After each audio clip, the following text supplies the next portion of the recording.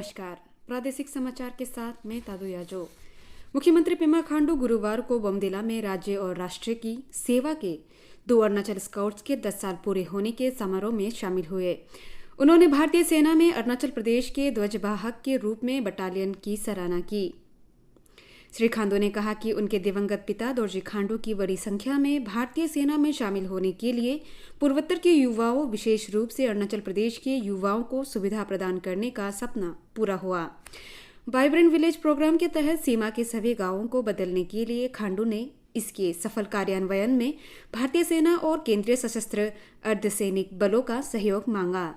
राज्य सरकार अरुणाचल प्रदेश के लिए विशेष रूप से आईटीबीपी इकाई स्थापित करने के अलावा अधिक कंपनियों के साथ अरुणाचल स्काउट्स को मजबूत करने के लिए केंद्र सरकार के साथ काम कर रही है। उन्होंने सेना और सीएपीएफ इकाइयों से भर्ती अभियान की तैयारी के लिए स्थानीय बेरोजगार युवाओं को प्रशिक्षण प्रदान करने का अनुरोध किया। एक भारत श्रेष्ठ भारत की भावना से तेलंगाना राज्य दिवस आज अरुणाचल प्रदेश राजभवन ईटानगर में मनाया गया। इसमें राज्य में रहने वाले तेलंगाना के लोगों ने हिस्सा लिया। राज्यपाल सेवानिवृत्त लेफ्टिनेंट के.टी. पटनायक ने इस अवसर पर कहा कि अरुणाचल प्रदेश में रहने वाले तेलंगाना के लोगों के बीच तेलंगाना राज्य दिवस मनाने से एक दूसरे की संस्कृतियां और परंपराओं की आपसी समझ बढ़ेगी और राज्यों के बीच संबंध मजबूत होंगे। राष्ट्रीय प्रौद्योगिकी संस्थान अरुणाचल प्रदेश ज्योति के छात्रों ने तेलंगाना पारंपरिक सांस्कृतिक कार्यक्रम प्रस्तुत किया। राज्य के राज्यपाल सेवानिवृत्त लेफ्टिनेंट के.टी. पटनायक ने गुरुवार को राजभवन ईटानगर में जन लामबंदी कार्यक्रम मिशन लाइफस्टाइल फॉर एनवायरनमेंट में भाग लिया। उन्होंने राज्य के लोगों से ऊर्जा बचाने, पानी बचाने, एककाल उपयोग प्लास्टिक को कम करने और दूसरों के बीच स्वस्थ जीवन शैली अपनाने के लिए पर्यावरण के अनुकूल प्रथाओं को अपनाने का आह्वान किया। राज्यपाल ने अगली पीढ़ियों के लिए एक सुरक्षित और स्थायी भविष्य सुनिश्चित करने के लिए अरुणाचल प्रदेश के प्रत्येक नागरिक से प्रो प्लैनेट पीपल बनने की अपील की। उन्होंने स्वच्छता की 3 R प्रथाओं यानी रिड्यूस, रीयूज और रिसाइकल पर भी जोर दिया। अरुणाचल प्रदेश लिटरेरी सोसाइटी द्वारा गुरुवार को लुमरदाई की 83वीं जयंती पर लुमिनस लुमरदाई साहित्य पुरस्कार समारोह का आयोजन स्टेट बैंकेट हॉल ईटानगर में किया गया। मुख्य अतिथि के रूप में भाग लेते हुए उप मुख्यमंत्री चाउना मेन ने क्षेत्र में साहित्य और शिक्षा को बढ़ावा देने के महत्व पर जोर दिया। श्री मेन ने यह भी बताया कि राज्य सरकार इस वर्ष से अचीवर्स अवार्ड शुरू कर रही है। जुमसे सिराम को इस वर्ष का लुमिनस लुमरदाई साहित्य पुरस्कार 2023 प्रदान किया गया। नादी फिजी में 12वें विश्व हिंदी सम्मेलन में उन्हें विश्व हिंदी सम्मान भी मिल चुका है।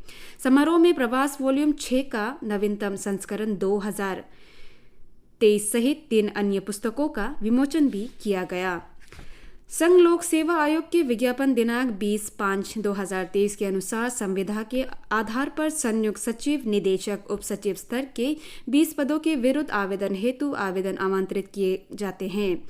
सरकार के विभिन्न विभागों और मंत्रालयों में अनुबंध के आधार पर संयुक्त सचिव, निदेशक, उप सचिव स्तर के 17 पद भी उपलब्ध है।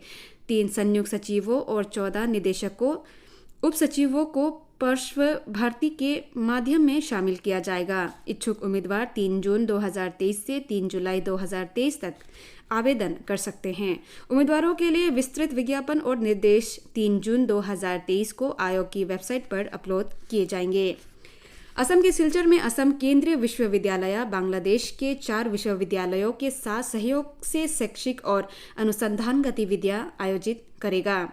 असम विश्वविद्यालयों के कुलपति प्रोफेसर राजीव मोहन पंत के नेतृत्व में विश्वविद्यालय का एक प्रतिनिधि मंडल कल बांग्लादेशी विश्वविद्यालयों के साथ प्रारंभिक चर्चा के बाद वापस लौटा। श्री प्रोफेसर पंत ने बताया कि असम विश्वविद्यालय नई शिक्षा नीति और भारत सरकार की पूर्वी देशों के प्रति वरीयता की नीति को लागू करने के कदम उठा रहा है। यूपीएससी ने 2 जुलाई से होने वाली Imphal centre of enforcement officer, account officer और असिस्टेंट प्रोविडेंट फंड कमिश्नर परीक्षा 2023 के उम्मीदवारों को वैकल्पिक केंद्रों की पेशकश की है। वैकल्पिक केंद्र आइजोल, कोहिमा, शिलोंग, दिसपुर, जोरहाट, कोलकाता और दिल्ली है। इसी के साथ ये समाचार बुलेटिन समाप्त हुआ। नमस्कार।